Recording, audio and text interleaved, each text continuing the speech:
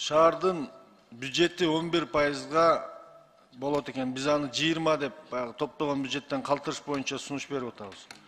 Шаардын жолдорун ар жерде аз-аздан талкалап, майдалап оңдоп жүрүп, жыл сайын оңдоп атышат. Бир топтоп туруп чоң жолдорду салып, пробка маселесин чечсе болот. 4 чоң мост бар экен Аламидин учкунда.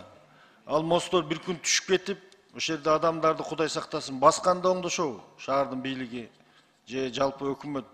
Ушул шаар мостторуну дагы оңдош боюнча мындай эл аралык деңгээлде көңүл бурасыздарбы?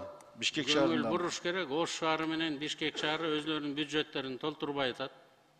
Потенциал көп. 2019 жылы 8 миллиард 400 миллион сомдон тегерегинде болсо, быйыл 15 миллиардка чыгарды. Бишкек шаары.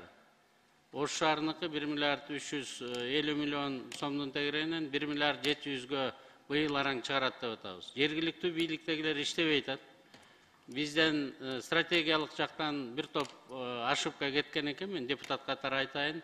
Анткени налог на недвижимость, жерге налогту, сууга тарифтерди бүт баарын тең биз жергиликтүү бийликке берип коюп турбуз. Алар акыркы 20 жылдан бери мунун баарын көтөрбөй атат да.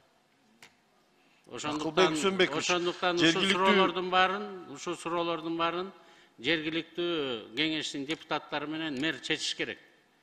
Биз алар чечпесе, биз чечебиз, бирок анда мэрлердин баарын алмаштырышыбыз керек. Акылбек Үсөнбек, жергиликтүү бийлик иштебей атса, биз депутаттар күнөөлүүбүзбү?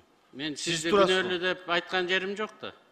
Мен сизге положенияны айтып берип атам. Положенияны көзөмөлгө албайсызбы? Сиз отурасыз го башында. Көзөмөл алган үчүн астыңызга келип жооп берип атам да. Сиз антип кайша сүйлөбөй, сурооңузду айтсаңыз, жоооңузду. Бишкек шаары менен Ош шаарынын мосттору түшүп кеткенди оңдойсуңарбы, 23-жылга киргизесиздерби? 23-жылга киргизе албайбыз.